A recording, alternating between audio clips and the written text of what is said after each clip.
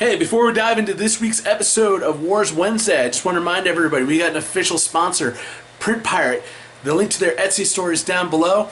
Make these awesome 3D printed tokens for your Star Wars Unlimited games. Also, some other cool Star Wars stuff like helmets, Christmas ornaments, and use code BoardBarista to get 25% off. Again, link down below. Hey, honey. Yeah, what's up?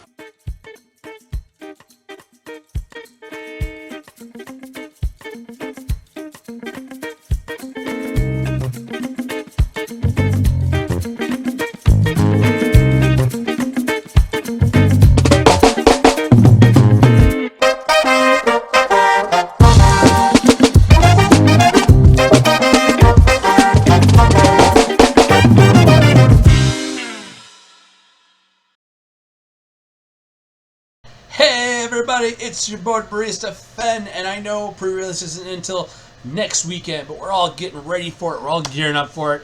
At least you all are. I am, depending upon some conditions, I may or may not be able to get to some pre-releases. It's really up in the air at this point if I'm going to be able to get to any.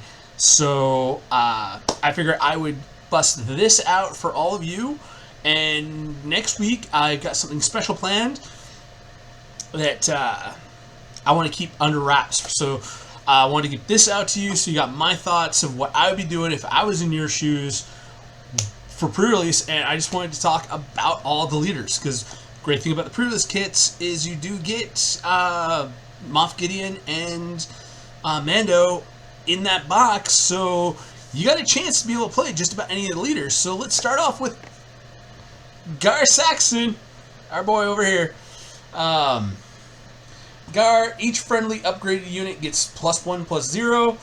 That counts as both your upgrades and your opponents. It does not care. If you're playing, I think a lot of people might be playing the Bounty Hunter decks, so it might be a good idea just to be like, hey, look, you can put a bounty on my dude, but I'm getting +1/+0. If you got a good blue-black pool, plenty of removal, and lots of cool and because you do want to play your own upgrades on your units, so you're gonna want to have some cool stuff. Maybe you got the Mandalorian Tribal. Maybe you got lucky and you got the Darksaber. It's things like that I'm thinking about in my pool of wanting to play him. He's not bad at all in sealed, I think, because I think so many people are going to be like, well, I got a free card slot, I can put a bounty in here.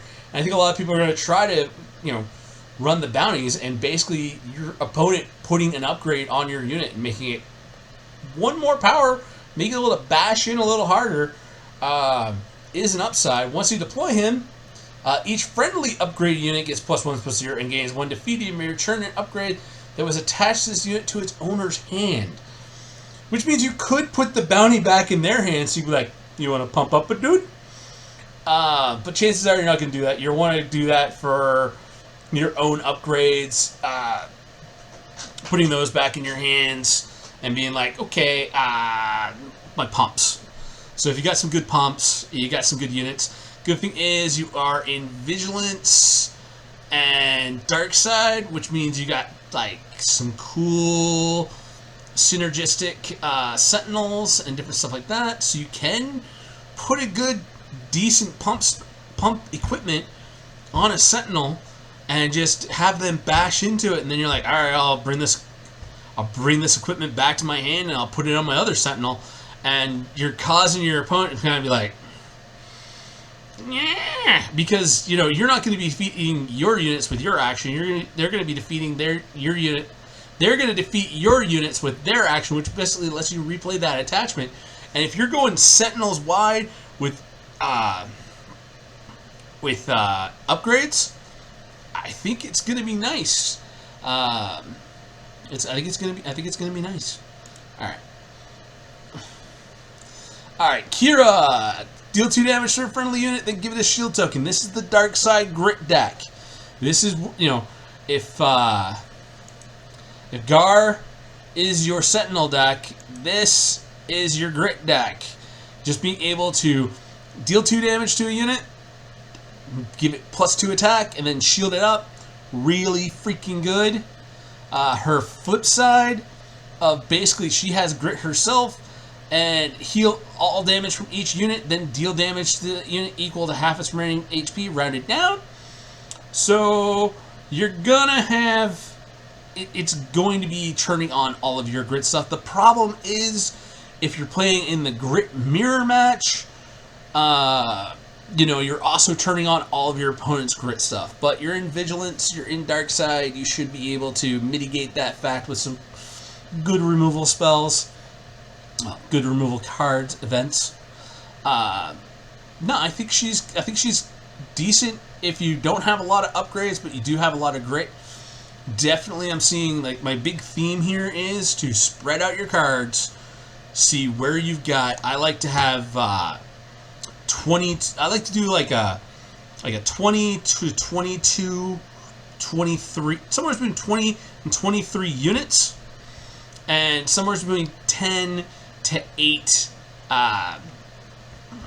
non-unit cards. And I love to have like maybe 3 ish actual utility cards, like, you know, upgrades, and then try to get like good removals. But you can't, that's like my target demographic in draft, but it's not my, or, you know, combat tricks, because pump spells on your unit end up being opponent's removal stuff or just damage into the face. So yeah, but you want to have like a critical mass of Grit. You really want to have like pretty much like half of everything you have in the deck is just Grit. And when you see that, you know Kira is the leader for you in Sealed. Especially when you're drafting, you just take, you got her, you just don't pass anything with Grit. Finn, the action, defeat a friendly upgrade on a unit. If you do, give a shield token to that unit. I only see one edge case scenario where you actually want to play Finn in a deck, and that is with Rose. Just being able to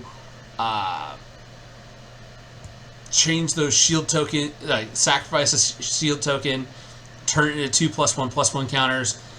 That I feel is good enough. If your sealed pool has, you know, a good amount of blue, good amount of heroism, and you see a Finn and 2 Rose Ticos.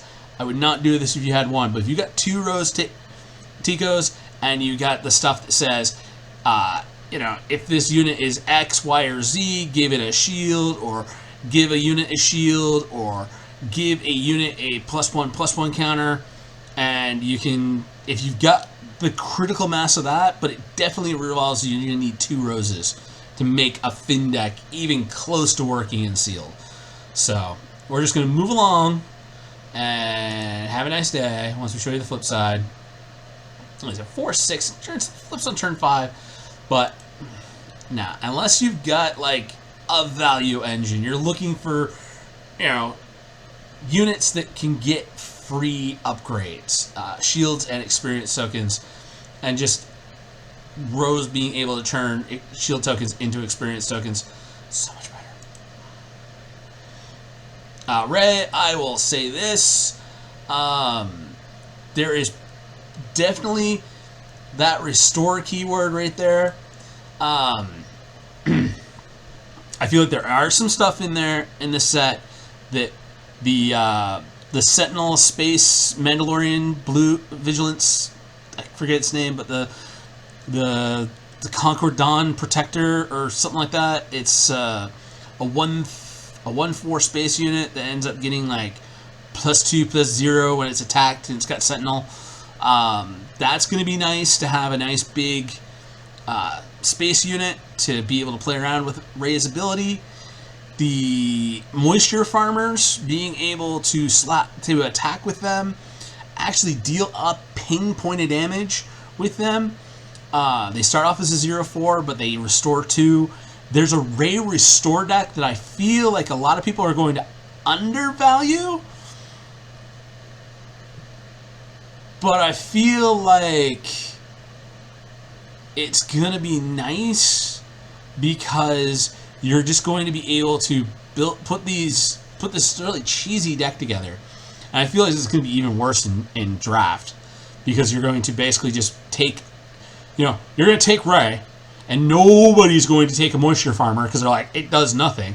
Pass all the Moisture Farmers to you, and you're just attacking with Moisture Farmers every single turn, and they start off as being 1/5s, then they're 2/6s, then they're 2/7s, and they're restoring and healing your base. I would definitely play Ray if you've got, if you got 2 Moisture Farmers and some other really good weak Sentinels, weak shielded units that you can attack with and give them the experience token and grow them up a little bit. The Moisture Farmers, you can at least get to being 3/7s. Just attacking with Ray, and that's amazing. 3/7 restore 2.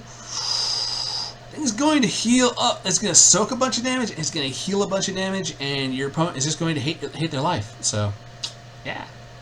Ray Restore deck. It is purely in sealed deck. Is if you've got the restore units, those weak restore units, just slap Ray and put a deck together. You'll have some fun. Be advised, you will go to time, but you're going to need some big blue heroism finishers to finish off the day. So don't forget to grab some of your big fatties, maybe a dragon, maybe a rampaging rancor, one of those, something big and fatty, probably in red, just to be like, let's do this. Hondo Anaka, when you play a card using Smuggle, you may exhaust this leader. If you do, give an experience token to a unit. You need to have a critical mass of Smuggle cards. Like I say, if you want to make a deck do something, you're going to need 10 of it. And I think you're going to need 10 Smuggle cards. And not all the Smuggle cards are built equally. Some of them don't even get a benefit when you smuggle them out.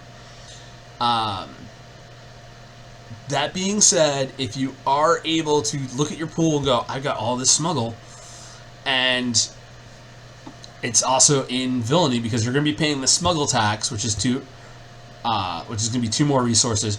You don't want to be paying the off aspect smuggle tax. So really look at your pool, figure out what you got. Anything that's on color and smuggle, put it in the deck. If it's a bad card, it will probably just stay in your resources. But even if it's a bad card, it might have a situation where it comes up where you're like, ooh, I actually need to do this. Okay, smuggle this out, pump something up, and have this cool little sideboard effect happen. If you're in command, cunning, and villainy, and you got 3 hotshot blasters in your seal pool, you just throw all 3 hotshot blasters in your deck.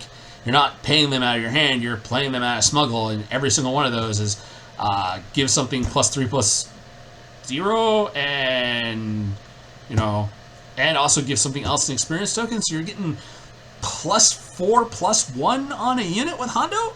So yeah, and his deploy side, it's raid 1, and you still have that same static smuggle ability. Hondo, I actually think, is the better of the 2 smuggle leaders. He just gets you value when you smuggle. He's a good smuggler. Jabba the Hutt. This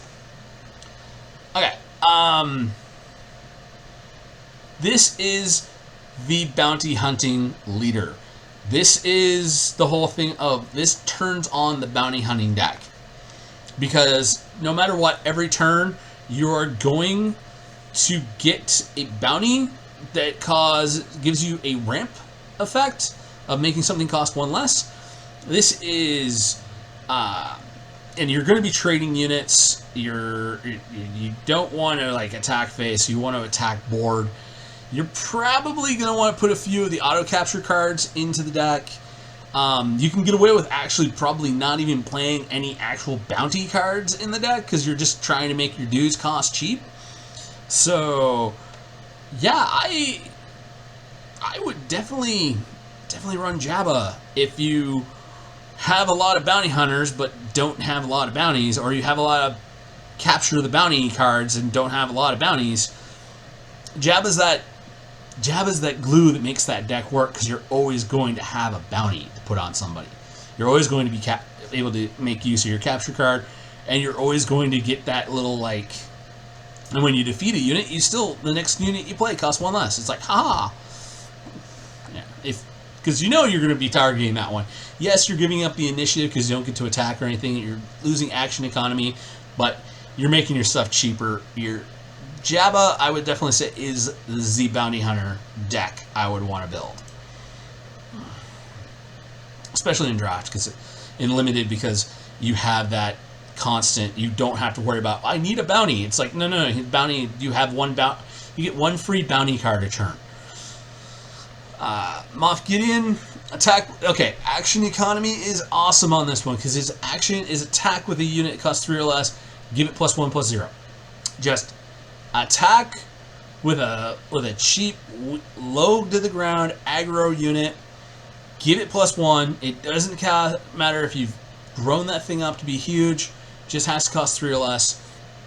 And when you deploy him, he has Overwhelm, and he gives anything that he pumps up Overwhelm. So if you're able, especially if your opponent is using a certain leader to deal 2 damage to theirs, chances are you're probably going to get that Overwhelm damage in. And Gideon is my personal pick.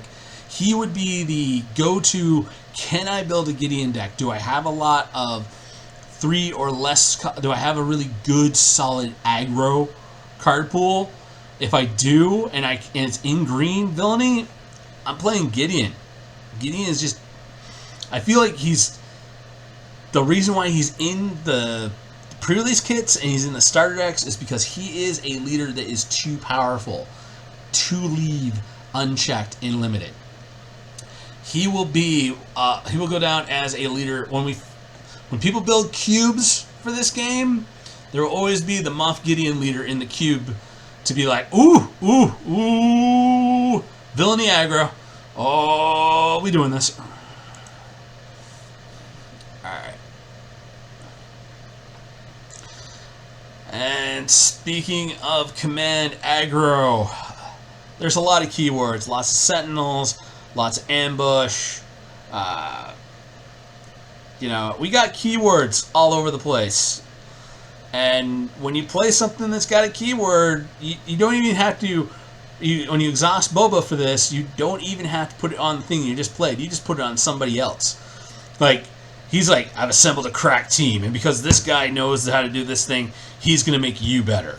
And it's a friendship, synergy build across the board. When he deploys, it doesn't even get anything else. It's just static when you play each other unit. That's when it flips over to the each other unit that has one or more keywords gets the +1/+1. That's when he's established himself and he's just like, all the good people get rewards. And I can see this being a keywords value town commander leader for limited. If you're going to be in green and you got a lot of keywords and your heroes, and Boba's not bad. Boba ain't bad at all. If you're living the dream and you got cunning command because you cracked 2 sets of Boba's armor, putting Boba's armor on him, even better. Hunter. Straight up, do not pass go, do not collect $200. If you're playing green heroism, I say Hunter is a bad unit at this point because a lot of your uniques are... He is meant to be a constructed leader only. He is not meant to be And that's actually, I think, the reason why he is rare is because he was, right here, rare. That means that, he's not meant to be showing up in limited a lot, because that whole thing of like, reveal a resource you control if it shares the name of the friendly unit, return the resource to its owner's hand, put the top card of your deck into play as a resource. There's too much build around. You have to have the value enchant of the rest of Clone Force 99 to make him be a deck. So unless you basically just cracked like everybody, like all 6 packs was okay. So it's Tech, Echo, Omega, Wrecker, and Omega. Yeah, Tech, Echo, Wrecker, Omega, Crosshairs. And we already got Hunter, so... And I think the Marauder... Okay, the Marauder makes 6. And I think if that's got the proper the clone keyword in it, which I don't think it does. But you got 5 rares that you need to crack, and you need to crack multiples of them. So it's like you got to be like the dude who just was like, "Hey, we heard you like the Bad Batch, so we gave you a foil version of all 5 of the members of the Bad Batch, a non-foil version of all 5 members of the Bad Batch, and you got a hyperspace foil version of the Bad Batch." If you cracked that sealed pool, then I will say, go ahead, play Hunter. Play Hunter to the heart's contentment. You have full play sets of the entire Bad Batch in your sealed pool. Just go right ahead, bud. Go right ahead. But no. We're skipping. Bosk, hunting his prey. So we have an action on his, not on his starting side, is deal 1 damage to a unit with a bounty. You can give it +1/+0 this phase. So, key thing to take away from this is you can ping bounties just to soften them up, so you can go and defeat them and collect the bounty. You can ping bounties that are just barely holding on to the edge of life. Just to use this as a final chip piece of damage to kill a unit and collect the bounty. Yes. It's okay, but I feel like if you're gonna be bounty hunting and you're gonna be on the villainy dark side, you're much better off with Jabba. But here's the thing. If you don't have Jabba, Bosk is a great plan B. Because when you flip him and deploy him, he comes out as a 4/6. And he says, when you collect a bounty, you collect that bounty again. Again! Yeah, no, that's insane. Because you're just like, putting the bounty up. I'll collect the bounty. So, if you got a good amount of bounties and you think you're going to be doing a lot of you're going to be able to, if you got a lot of bounties and you got a lot of ways to damage units or make them weaker, a Bosk working for the First Order with a Supreme Leader Snoke, that could be a deck, because you're going to make all of their stuff -2/-2. So all their small stuff, if it's a 3 toughness, if it's 3 toughness or less, they can't even play it, because all you do is ping it with ping Bosk on his starting side, because probably something's happened where Bosk has died if you've gotten to the point where you're at 8 resources.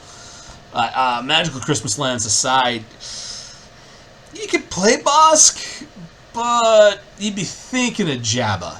And it's really too bad that you can't do pre-release as Twin Sons, because Bosk and Jabba together is pretty good, because I think that basically means that the next bounty, because it says the next one that you cast costs 1 less. That means that the next unit you cost will cost 2 less if Bosk collected that bounty for Java. So that would make for some really good, Twin Suns aggression command deck. But I think you're gonna want to. You're collecting bounties, which means you need to be able to have enough bounties to put on things, and you need to have enough ways that you're going to be able to collect the bounty. So, don't really know. I think Java's better, but chances are, if you got the right cards, you can probably build an okay boss deck. Kylo Ren.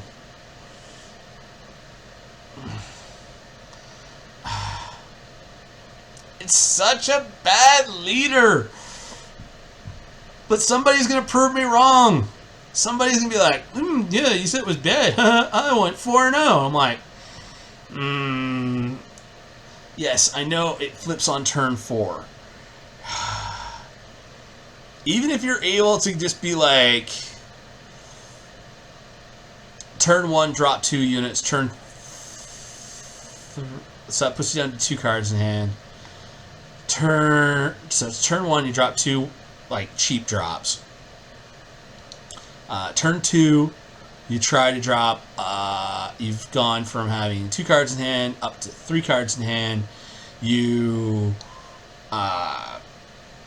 play a unit, discard another card. You got 1 card left in hand. You bash in for some amount of damage with your early plays. You're playing a lot of stuff that has, in order to get these very cheap units, you're playing stuff that has built-in bounties, and basically turning on the bounty hunting decks for them. It's also true about Bosk. I think Bosk is actually going to be decent because everybody's going to be playing, people who are playing Kylo are going to be like, I need to get cheap bounty, I need to get cheap units, I'll play these things with bounties. And I mean, chances are, yeah, you'll be able to you'll be playing off the top of your deck, possibly, if you're building your curve really low to the ground. But unless you got a couple of Kylo's like TIE fighters in your pool, I probably would not. I'm not going to be happy playing this, and I'm probably going to want to build something different. Even though he does have that powerhouse of stats, on turn 3 he can become technically, possibly, if you're empty-handed, a 5-4, but he's probably the best you're going to be able to do. Probably is going to be maybe like definitely a 3-4, and maybe he'll be a 4-4. You're probably not going to get the full 5 damage out of him when you swing with him. That's just a fact. Unless you got really good Bo-Katan. So there is the blue-red heroic Mandalorian tribal deck. Again, you're going to need to look at your pool and ask yourself, do I have enough Mandalorians? And there are Mandalorians up and down the curve. So if you're lucky and you're looking at your packs and you're like, I got like 12 Mandalorians in my pool. They're all blue, red, and heroic aspect. Yeah, no, build Bo-Katan right there, and then you're gonna be able to get chip damage on a unit. It doesn't go to base, but you're gonna be able to get your chip damage, and chip damage is gonna be good, especially if it's like that 1 point of damage that's left over, or to ping shields. Shields are everywhere in this set, so I think Bo-Katan, if you got the critical mass, and again, that's somewhere in the ballpark of like over a third or more of your deck has to have that Mandalorian keyword, then she'll do okay, and you'll be able to activate her pretty much every turn, and yeah. I got faith in Bo-Katan. That faith in Bo-Katan in sealed and limited. Han, on the other hand, Han has one thing you're doing here, and one thing you're doing only in draft or sealed, and that's being the Wookiee's best friend. Because every single Wookiee you can play pretty much has grit. They all want to get damaged. They're all a little on the pricey side. A lot of them are designed to come down in turn 3. They're costing 3, 4, 5, 6, 7, 8. 8 I think is when they curve out with Chewie. Han being able to like tap, make it cost less. Tap, make it cost less. And when you turn 5, it's just straight up action. No exhausting. Get to do it all the time. On turn 4, he becomes the best friend of all the Wookiees. Because you get to play all your Wookiees for one less, giving them grit and just basically turning on the Wookiee powerhouse deck. So if you got 10 to 12 Wookiees and you building a Wookiee deck, a lot of the other really good aggressive cards, yeah, they do have good. Cassian's got a good defense. Poe's got a good defense. Even being able to play out a Bo-Katan unit on turn 1 with this, but you're opening yourself up a lot to the Bosk game because unless it's got grit, a lot of stuff doesn't have a lot of the necessary payoff to damaging it.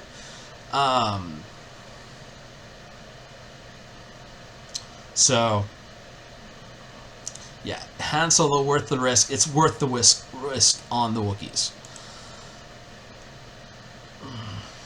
Cad Bane.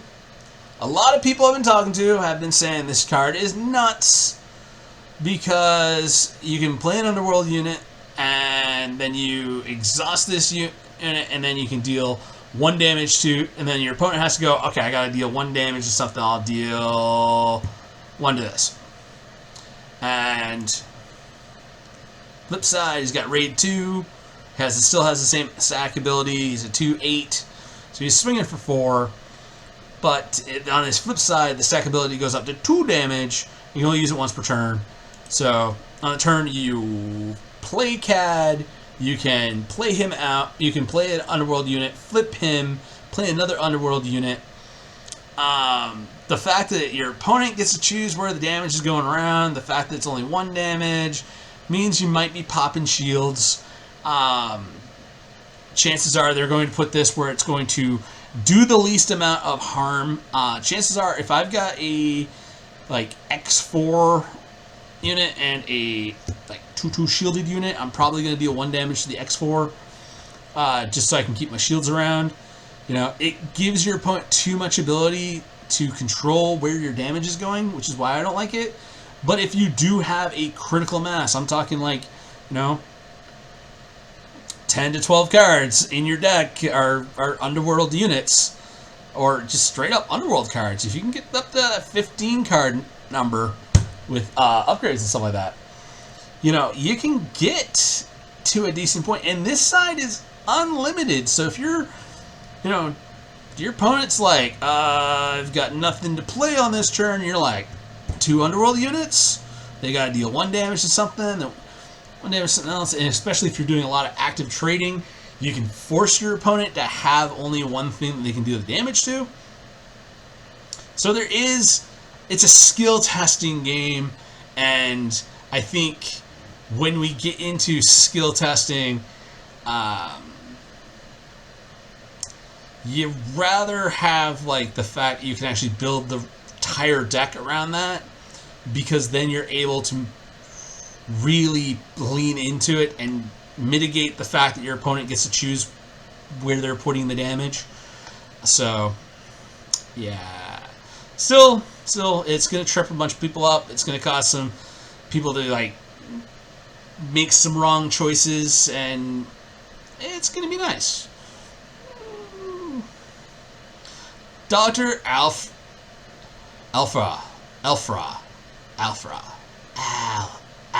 Afra, that's how you say it. Dr. Afra. Dr. Afra is a constructed only leader. That is why she is rare.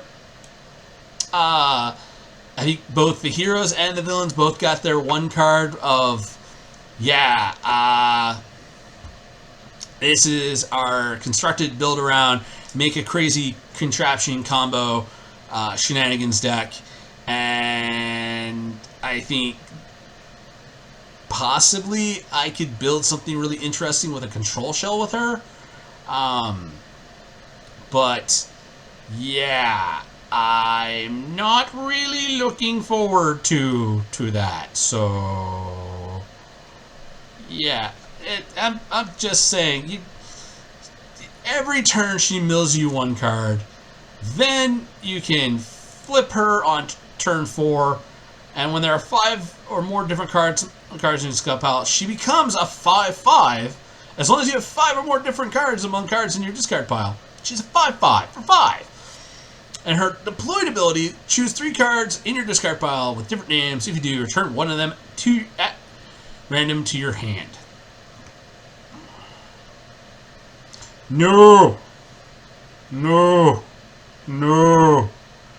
Yes, I would build my Thrawn control deck into a Dr. Afra deck just to make my opponents go, what is he doing? I'm like, I get to play with cards in my graveyard, my bounty hunter cruise.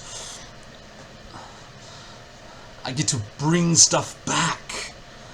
But in Limited, you don't have the tools to build this deck, so we are moving onwards to Lady Fennec Shan. Hands down, the light side leader I wish I could play, and one of the reasons why I'm like, I want to make it to a pre-release. I hope I can make it to a pre-release, is to play Lady Fen. Because all you gotta do is just pay one more for a 4 or less drop to give it ambush. And then when you flip her on turn 4, she just gives every card in your hand. She gives every 4 or less drop from your hand ambush. You know, I think my current build of Blonde Sabine, the only card in the deck that costs more than 4 is a Chewbacca. And that's a 5-drop. And the fact that she also is a 4/4 with Saboteur to get around Sentinel and Shields, and just dropping my stuff to be like, okay, so I need to kill that, because a lot of the times that I have problems with is they'll play a unit and I'll be like, I can't get around that Sentinel because what I have on the board will die, and I don't want to take the whole thing of like, well, I could attack with what I got on the board and then just play this out of my hand to be able to just take care of that problem. Especially with a Fleet Lieutenant, because you're like, alright, I'm going to play my Fleet Lieutenant. I'm going to resolve I'm going to resolve the ambush. I'm going to put the ambush trigger, and I'm going to put the plus in the attack, and I'll attack into here, and I'll kill your Sentinel. I'll just straight on ship the Fleet Lieutenant in, or Fleet Lieutenant into that, and I'll do this over here. You just got more options, and I'm gonna love playing Redhead Fen. Because we got Blonde Sabine, we got the Redhead Fen. And I'm gonna love this till the day I die. This is gonna be my new aggro deck. And I think if you got a lot of good aggro utility the utility beat sticks that cost 4 or less. You know, everything that's got like the 3 attack, 2 toughness, the stuff that you know is going to be able to trade into stuff and just eat what your opponent's got. A lot of those 3 drop, 3 4s. Yeah, no. I no other problem. I want to play her. I want to have a lot of aggression units, and I want to have a lot of the cunning units, and I want to have some combat tricks, and I want to have a good day. And yeah, just look at all the new stuff the aggro decks are getting online, and just that's in the cunning and aggression shell, and just build her. Just build her. You could even play some stuff off aspect because that cost right there is just checking to see if it costs 4. If it out of aspect, that means it's gonna you're paying a tax. You're not. It doesn't increase the cost. It's a tax. All right, Lando Calrissian. I'm sorry, but getting a discount on the smuggle cost, but also eating one of your own resources does not make it be a discount. It makes it be a...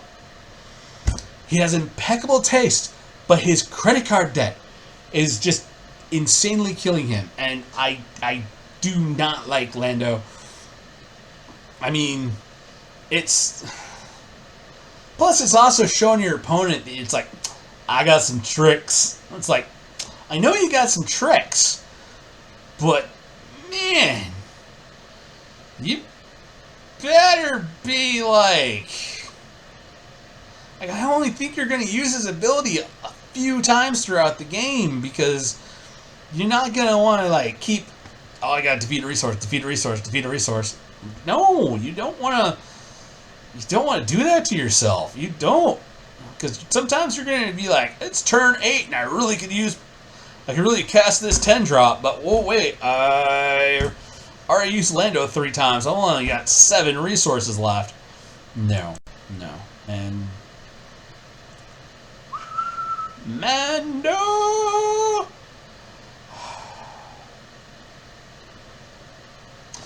If you got the upgrades. If you got the upgrades to pump your own dudes, that's actually what you want to do with this. You want to be playing pump upgrades. So that means you're going to be in, if you got the aggression upgrade, the one that lets you get +4/+0 when you sacrifice it. If you're in green and you got the mentor one that gives you 2 +1/+1 counters. Yes, if you're playing pump upgrades, go for it. If you got the dark saber in your pool, yeah, Mando with the dark saber ends up basically being exhaust an enemy unit with 6 or less HP left when you flip him, and then you're going to swing in for 8. And yeah, I just feel like a lot of people are going to try to do this as a bounty hunter deck, and it's not so much a bounty hunter deck as a put the weapons on him, give everybody guns, and that makes everybody go, tap, I got to duck for cover, I got to exhaust. So, but dang, and plus the upgrades cost quite. They're like 2 drops, 1 drops. The bounties are 0 drops. You can be curving out. You can be playing up a lot of extra cards and just be like, all right, I'll tap that down, tap that down, tap that down. I mean, once you get the 6 resources, you might not even resource again for the rest of the game, and just be like, drawing 2 cards, using both cards. I'm gonna put this bounty on that unit, exhaust it. Put this upgrade on this unit, exhaust that other unit, and swing. And kill you, and have a great day. So if I don't see a Fennec Shan, I am probably going to be leaning towards a Mandalorian.